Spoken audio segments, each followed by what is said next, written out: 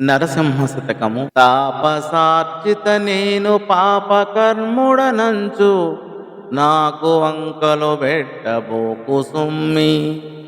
నాటికి శిక్షలో నన్ను చేయుట కంటే నేడు సేయుము నీవు నేస్తమనక. అతి భయంకరులైన యమదూతలకు నన్ను నొప్పగింపకుమయ్య ఉరగసైనా. నీ దాసులను బట్టి నీవు దండింపంగా వద్దు వద్దనరెంత పెద్దలైనా. తండ్రివై నీవు పరపీడ తగుల చేయ వాసిగల పేరు కపకీర్తి వచ్చునయ్యా. భూషణ వికాస శ్రీధర్మపుర నివాస దుష్ట సంహార నరసింహ దురిత ధూరా.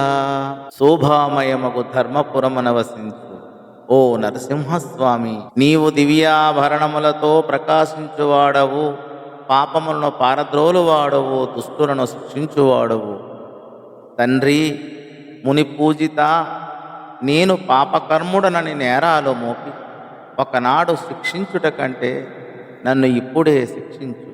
శేషసైన భయంకరులైన యమభటులకు నన్ను అప్పగించకు. నీ దాసుల్ని నీవు శిక్షిస్తే ఏ పెద్దలు కాదంటారు. తండ్రివైన నీవు నన్ను శిక్షింపుమని పరులకు నన్ను అప్పగిస్తే నీ ఖ్యాతికి భంగం వాటిల్లుతుంది. చేసిన పాపాలు మనిషిని శాంతితో బ్రతకనివ్వవు.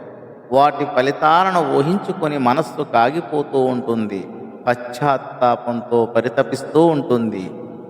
ఈ పాపభారం తొలగితే బాగుండునని ఆశిస్తూ ఉంటుంది. అందుకని యమభటుల వరకు ఎదురు చూడకుండా తనను వెంటనే దండించమని తండ్రి అయిన నరసింహమూర్తిని రచయిత వేడుకుంటున్నాడు. దాసుని తప్పులు దండముతో సరి అనే సామెత ఈ సందర్భంలో మనం గుర్తుంచుకోవాలి. ధన్యవాదములు.